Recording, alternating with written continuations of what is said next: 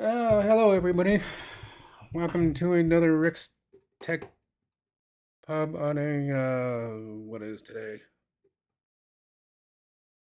It is Wednesday. Hello Charlie. Hello John. Oh, I'm doing all right. Yesterday, well, I'll tell you why I didn't have a live stream yesterday. Um, I went to the doctor's yesterday to get the sterile strips pulled off the incision area. That wasn't too bad. Wasn't as bad as I thought it was gonna be. She got a hold of him and pulled them off before I even know what she was doing. She went down there and went, oh, what the hell? It's like, oh, those came off easier than I thought they would. I thought they would have been stuck to the incision and the stitches. Oh, no, no, no, no. These just peel right off. I did tell her to tell Vavra, the surgeon, that the outer bandage they put over everything, they need to have something that's not so adhesive. The adhesive was really sticky, and I had to go to the clinic to get that pulled off. I couldn't take it and peel it off like you're supposed to. So I actually had to go to the clinic, and she had to put some stuff on the outer to get the adhesive to loosen up. And I told her about that, and she said, "Yeah, that'd be a good note for the surgeon to know, because he's the one that put it on there." The gal I talked to yesterday was actually the one that was also in the surgery room. So, and she walked in and she said, "Hi, Rex." She looked at my mom, and said, "Hi, Brenda." Like, how'd you know who we were? I said, "Well, I was in the surgery room with her." Oh, okay. So it didn't take her too long, about 5 minutes, and got in there and got out. Um, got out of the clinic, and then I went over into Baxter, went grocery shopping. Hello, Ken. Hello, Jeff.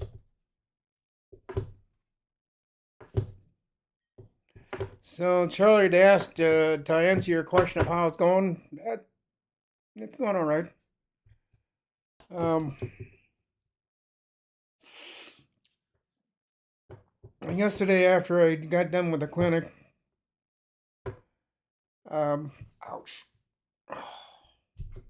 See, now that she pulled them sterile strips off, I'm feeling a different kind of pain down there. I don't know, stitches or something. I don't know. But she did tell me if I got any severe pain that I can't tolerate, or if I start bleeding or something down there, just to come back in. And I don't know. I think things are still adjusting. She said I did have a little bit of swelling, and that'll go on for another week or so. It's gone down quite a bit from the since the day of my surgery. She looked at it, and it was quite a bit swollen. Now it's just a little bit swollen, just a little bit. So she said you might have a few days here and there. You might feel a little uncomfortable, but just take it easy, and you'll be fine. My trailer is going to be parked for a while because I told her that's about a 50 some pound trailer that I pull behind my bike. And she said, "Yeah, you won't be moving that for a while because I've got it leaned up against the wall. So I'd have to literally pick it up and put it over and then put it down so I can hook it up to my bike." And she said, "No, you're not doing that for at least another week or so, at least another 8 days." Um, Speaking of that, well, I'll get to that in a little bit later, but I got plans for what I'm going to be doing this winter. Hopefully, I don't know if I'll be doing anything this way. It depends on how it all goes. See if it's even permittable to do what I'm doing in Brainerd. Um, it might not be, but I don't know. Um, I'm still trying to figure out how I want to do all that.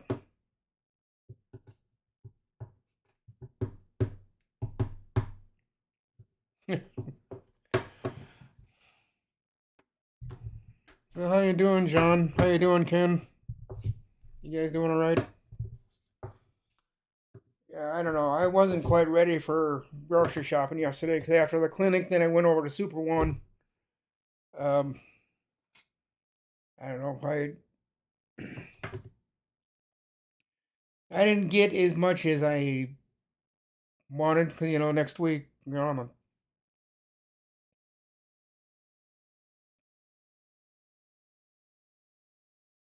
22nd, I think I said, the 23rd. I've got a doctor's appointment in the city, so I did grocery shopping for maybe about, 2 weeks. I'll be leaving like on the 22nd. So I did grocery shopping yesterday, and I don't know. My mom asked me. She said, "You sure you don't want me to come with you? So make sure you're gonna do okay." It's like she said, you gotta quit babying me. I'm fine." And after about 20 minutes of walking around the store, I'm thinking, okay, maybe I'm not fine. But I did all right. It was kind of embarrassing, but I understood why. Doctor told her to. If I go grocery shopping, I can't be picking anything up over 5 pounds. So my mom interpreted that as you can't pick up anything that's over a pound. So I got the grocery shopping done. I checked out. I had a bagger bag my clothes or bag my food because I wasn't gonna do it. Unloading it from the cart was bad enough because I kept having to bend over, pick something up from the cart, and put it on the belt thing or whatever. That was bad enough. Um, that didn't feel too good. And she did say, the lady I was talking to at the clinic yesterday, said a lot of bending, a lot of twisting. Probably from now on is always going to kind of bother me. Not just because of my back, but it's going to take several months for this whole front area of where the surgery was. It's going to take about 2 months for that to all completely settle in place. And the thing I didn't know yesterday, I'm kind of glad she mentioned it because I thought they just threw that screen thing or patch, whatever. I thought they just put that in there and then folded my skin back over it and sewed me up. She said, "Oh, no, no, no, no. We stitched that in place." Like, "Oh, you stitched the patch. Oh, okay, that's probably why it's hurting a little bit more." I said, "Yeah, people that don't get the patch or whatever that thing is called, compared to the people that do, their recovery time is about a week to 2 weeks longer than was somebody that didn't get the patch or the whatever you call it."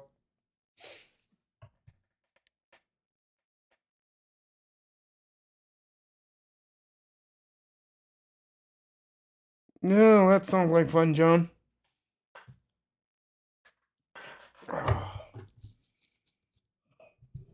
Yeah, and I was asked to go out. Oh, yesterday or not, getting my days mixed up. Tomorrow, someone called me, and one of my friends, and he's got to do the same thing. He's got to clean out his garage. He said he's got like 3 years of junk in there, and his wife is starting to finally bug him about maybe getting some of that crap out of there. With Jackie and Brett, it's the opposite. Jackie is the one that brings everything home, and with the other two, he's always bringing things home, and she's kind of getting tired of it. And she said, "Can you just clean the garage out so that if we need to, we can park the car or the truck into it?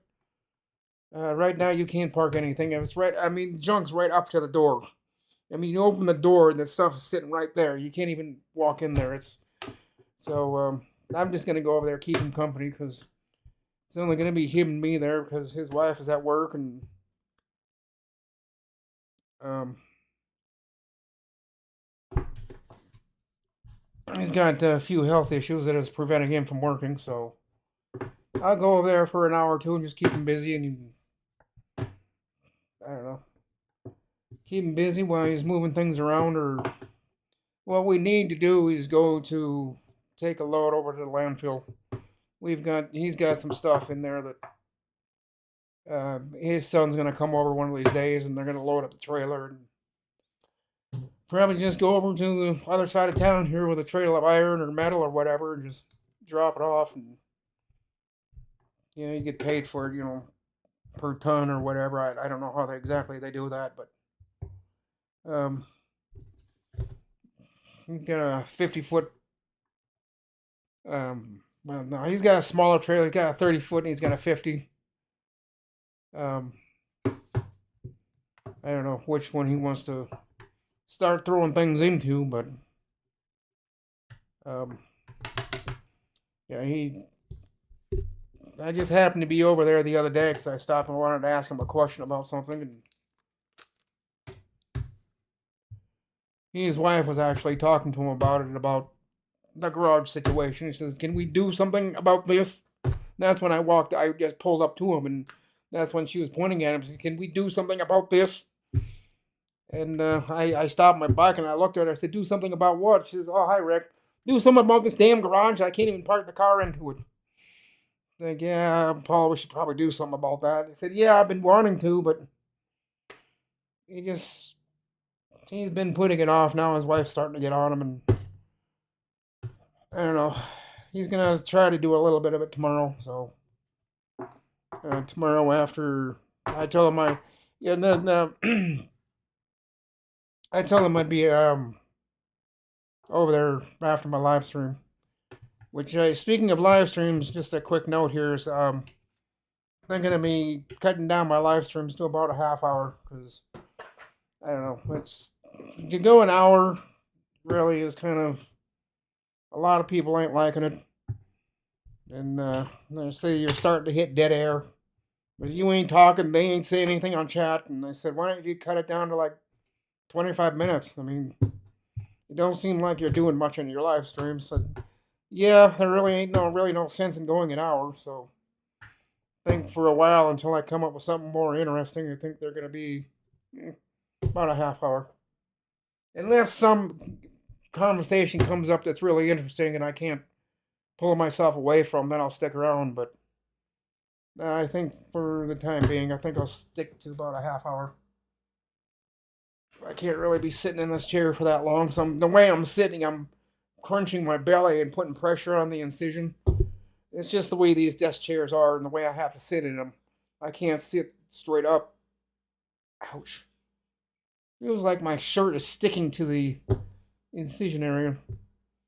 Every once in a while I have to pull my shirt off of it. Like, ouch. And she said that's because of all the adhesive they had on there from the bandage. She said that'll wear off in a couple of days. Take a couple more, and that's the other thing. I can't really.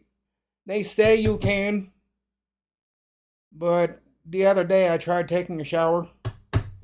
Yeah, oh my God, that lasted for about 5 minutes, and I jumped right back out. Well, I told the nurse that yesterday. This Christine or whatever her name, Jennifer or Miss whatever. I told her that. She said, "Yeah, I've heard that before. That usually takes a good month or more to get everything sealed up down here. So yeah, just do a sponge bath for the next week or so, and then on the 5th, go and try taking a shower. Not a hot shower like you normally do. I take the water about as hot as I can take it." And she said, don't do that. Lukewarm to a little bit warm, because you don't want hot water getting in there and just popping everything back open. So take a warm shower, and not your 25-minute shower either. Take a 5 to 7 minute shower, and then just jump out. So she said it'll take a while before you can get back to normal and stand there for like 15 minutes in the shower, let the hot water do whatever it does. But you do that now, and you're gonna expand and you're gonna stretch out the stitches, and those stitches only stretch so far, and they just pop open. Like, no, thank you. I said I think I'll wait a while to take a shower, but yeah, I don't stink or anything. I take care of myself otherwise. But yeah, I asked her about that because of what had happened, and she's yeah, that happens. You got to give that time some time to heal a little bit. It's not that I had any um, gaps or holes in or anything. It's just the way he did the surgery, the way he kind of folded everything over. He said water's getting in between there in the fold, and it's hitting the stitch, and the stitch tightens up when it gets wet or breaks. Um, so she said most likely that's what you felt is the stitches suddenly got from normal body temperature to a hotter temperature, and they just clamped down. They just got tighter, and yeah, oh, yeah, I jumped out immediately. I was like, nope, nope, nope, I can't do this. And I told her about that. She said, yeah, that's common. People with my kind of surgery usually don't take a shower for a month and 2 weeks just to give some time for that to heal. So she said try on the 5th of next month. You should be able to by then. And if you can't, make an appointment with us. We'll check things out, make sure you're good. But she said, I can't imagine you even wait until the 5th. I'd say well, another week or two, then be right up to about the time that I leave to go down to my mom's. Yeah, I might wait till I come back. That'll be the 21st. Yeah, I'll wait till about the 24th. Try it again then, and then I don't know. I don't know. After that first time taking a shower that lasted only about a minute or two, and I don't know. I'm kind of hesitant on wanting to try it again. But she said if you can't by the 5th of next month, come back in. We'll have to take a look at things and see what popped loose that shouldn't have.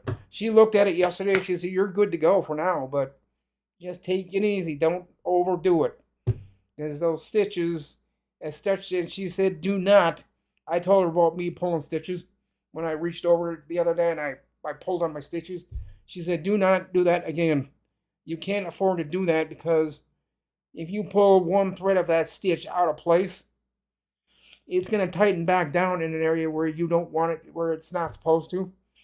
Then they're going to have to physically go in there and cut them and then restitch them again and get it real tight. So don't doing anything like that. So yeah, I'm still at your house.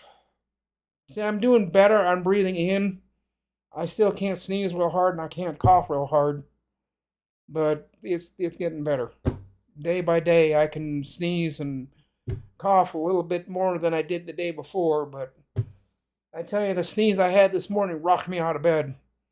I was just laying there watching YouTube because I was just waking up. And I was like, oh no. I was like, and I sneezed and oh my God. I was up and standing up in less than a second. And oh my God, that hurt. I just, So out of curiosity, I'm bugging everybody about this because I'm curious. I've never had something like this done before.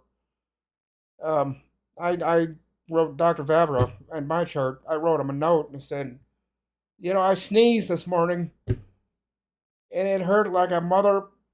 And he said, yeah, your other nurse and the other doctor you talked to told me about that.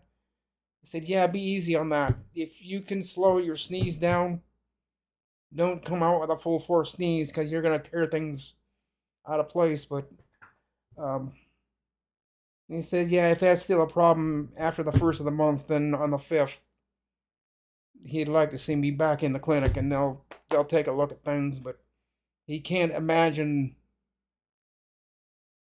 He said, yeah, you're just tender and you're a little bit swollen. That's why you're still having problems um, with the sneezing and coughing. It's just like a broken rib.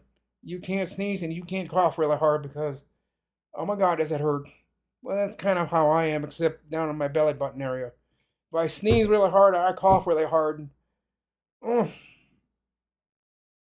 no, thank you. Let's not do that. And so, yeah, just same with laughing. I can't laugh yet. I'm getting better at it, but I'm not quite to the point where I can do a full belly laugh yet. I'm not to that point yet. So whenever I start laughing, I kind of pull myself back down off of laughing because it does. Hey, hello, Head Stash. Yeah, I'm trying to stay healthy. I've changed a lot of my eating habits. Like I said, I don't know if you guys remember me telling you, I quit drinking pop on July 2nd of this year. I just felt, and that my blood pressure was sky high. It's like 190 over something, and the doctor shook his head and said, Rick, you can't stay like this. You're going to have serious problems if you stay at that blood pressure rating. Either that or we can put you on blood pressure. No. I don't want to be in meds. No, I'll take care of this. So that was like on the 27th, 28th of June. No, it's the 24th, and that's when they kind of warned me that I got to get my blood pressure down. And the best way I could think of doing it is I quit drinking pop. I hated doing it, but every once in a while I go to a restaurant and I have their pop. Their Mountain Dew is so watered down. It's just, but um, and yeah, I got good blood pressure now. It's about 135 to 140. They'd like to see it a little bit lower than that, but she said you're in a safe range. My mom's panicked about it. She says, "No, no, no, you're not at 130 over 130 over 20 or something like that." The nurses even told her that you can't expect him to stay that way because he's active. His blood pressure is always going to change, and she didn't like that. So she said, my mom looked at her and said, "Well, I'd like him to see at a lower blood pressure." And the nurse looked back at her and said, "That's not always possible." And I don't know. My mom wants me to go down to St. Cloud here one of these days and go see a doctor down there. A doctor will agree to what my mom wants, which I don't think there is a doctor that will do that, but she's apparently convinced some doctor down in St. Cloud that I have high blood pressure of 130 to 135 over whatever. And my mom said that's just unacceptable. It has to be at 120 or one. And I think all the doctors have told her it can't be that way, but she's convinced this doctor. She said, if your blood pressure stays above 120 for any much more longer than it has, I've got a doctor down in St. Cloud that I want you to see because he doesn't like seeing people's blood pressure over 122. But yes, he's got a little bit of variance in there. But my mom even told him, I'd like to see him stay at 120. He said, not possible. And I said, why is every doctor in America telling me that? Because it's true. You can't just expect him to stay at 120. You can't do that. So I don't know. She's also thinking about not going down to the cities anymore for my injections. She says there's a place in St. Cloud that'll do it. And she's getting up there in age and she doesn't want to drive on the highway anymore. She doesn't like those big, beautiful, quiet giants, and I call them semis. You can't even tell one's passing you, but my mom can because she gets all scared and shit. And she's like, I don't like these things passing me. Oh, they're just big, quiet giants. That's all they are. You can hardly hear them passing you. But my mom, she doesn't like them. She never has. And even now at 82 years old, she's very timid of them. She'd rather stay on a country road than being out in the highway surrounded by semis. She just doesn't like big vehicles. She never has. So I don't know. There's a lot of things coming up here that I don't know. I don't remember it being said, but I guess the doctors told my mom that they weren't gonna fix my hernia. Um, which she finds awfully funny that you've got a hernia, and they said they weren't wanting to fix it right away. And I think there was one nurse at the hospital said that it was incarcerated. And I said, well, last time I had something like this, they didn't want to fix it. She said, I'll fix that problem. And she went that day after the next day after I left the hospital, the night before. She went in up and talked to Dr. Vapor, the surgeon, and she convinced him he wasn't going to do it either. I said, well, he's got a hernia. You can be in there for a couple more months. And she said, no, this one's incarcerated. And you know the story after that. She said, yeah, I know. Then he goes to strangled. Then, yeah, it can kill him. So he wasn't wanting to do it right away. He was wanting to wait until January, February sometime. But I told him, I said, the pain is to the point where I don't think we should probably wait. Because I had my post-op meeting with him, and I told him, I said, I really don't think we should wait on this. Because it's to the point where it's bugging me. And I can't really sleep at night. And he said, well, okay, then that's fine. We can He looked at his schedule and he asked my mom, and he looked at me. He said, "What do you think of? Well, I don't know, August 20th." I said, "The sooner the better." He said, "Well, August is 20th is the soonest I can get you in. I've got surgeries every day up until then." Oh, okay. Well then, August 20th. So that's when I had my surgery, August 20th. Oh my God! After surgery, I thought I was gonna die. Cause I woke up out of the anesthesia or whatever they knock you out with. For about the first 20 seconds, I was fine, and I tried moving, and that's when all the pain kicked in. Like, oh my God, ouch! And my dad looked at like a doctor or a nurse or something, and said, "I think he could use some pain meds now." I think the pain caught up to him. I said, "Yeah, it did." So they put something in my IV and gave me a shot of something, and 5 minutes later, I didn't feel so much pain. But they did that about 3 or 4 times while I was in the hospital.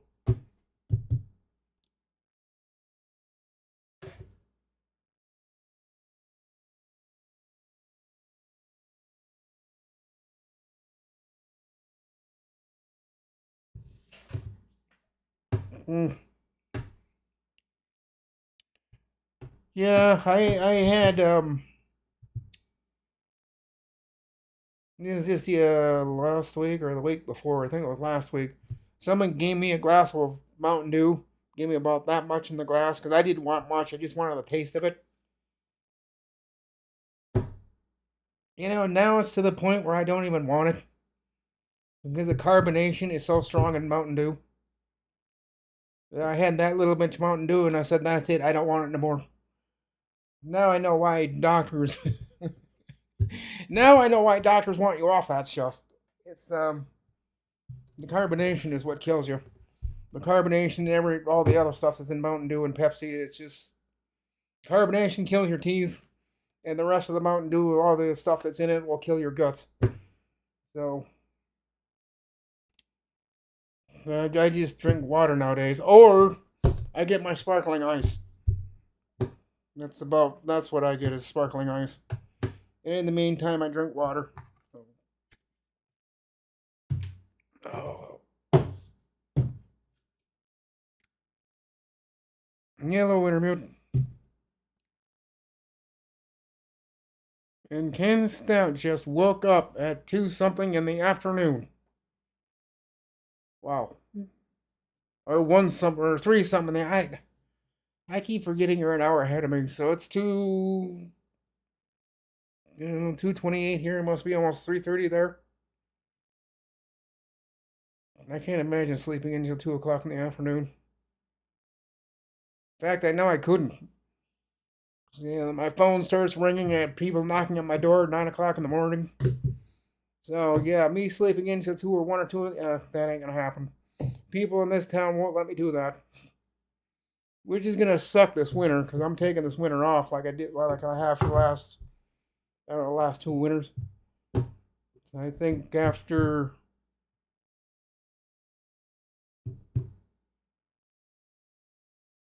I don't know. I think after Thanksgiving, well, it's gonna be before Thanksgiving. I'm gonna set up. I'm gonna send out my notices that I'm calling it quits for the winter, and I'll be back in 3 months. That's just an email, and I send it to everybody at once, so I don't have to go to email, copy and paste, send that one, go to the next contact, copy and paste, send it, and I just send it to everybody.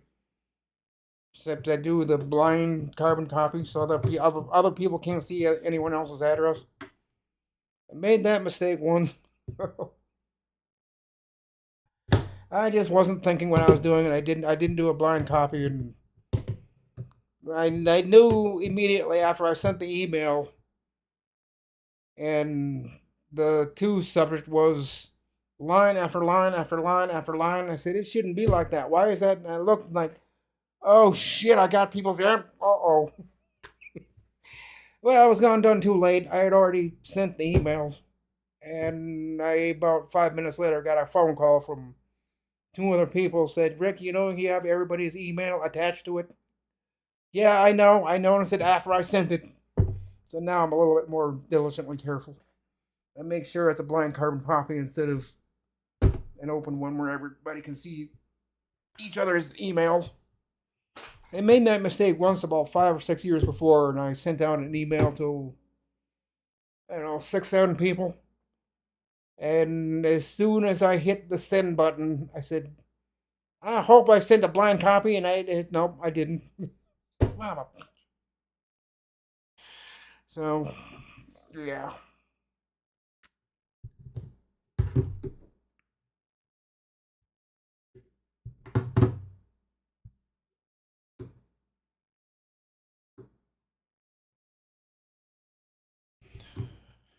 Oh. You're back in the garage. All right, John. See you later. Have fun cleaning that garage.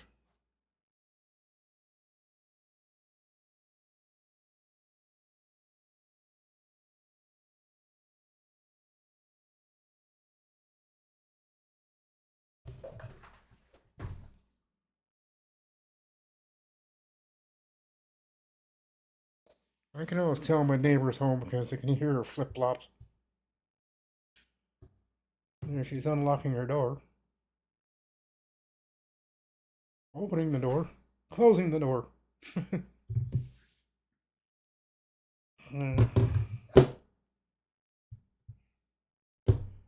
Well, it don't look like you guys are saying much, so it is 2:31. I think I'm gonna hang it up for today. Um, it's a nice sunny day. It's in the 50s. I think I'm gonna go and try to get a bike ride in. Go. There's a bunch of things I gotta do. Um, Things I've been kind of putting off for a while, and I gotta get it done. But I don't know. I gotta get Dennis and those guys up here to bag up my dirty laundry and take it downstairs because that duffel bag of clothes is about 15 pounds. I really shouldn't be lifting that.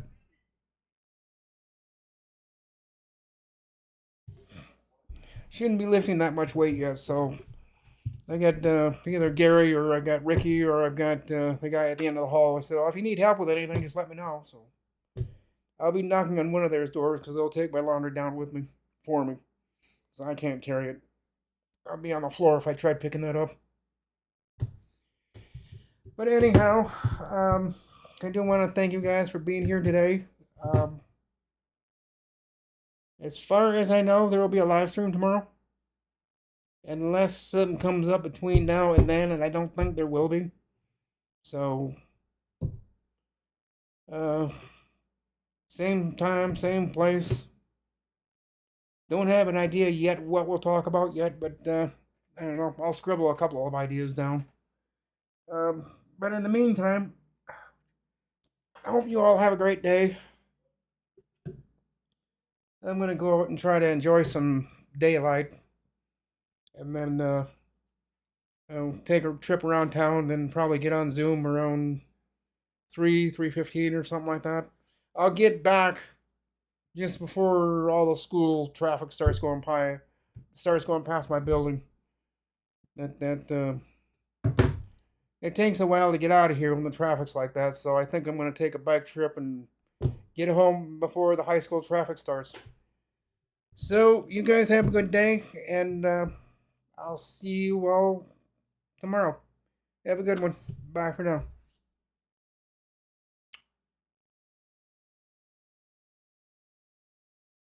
Catch you later.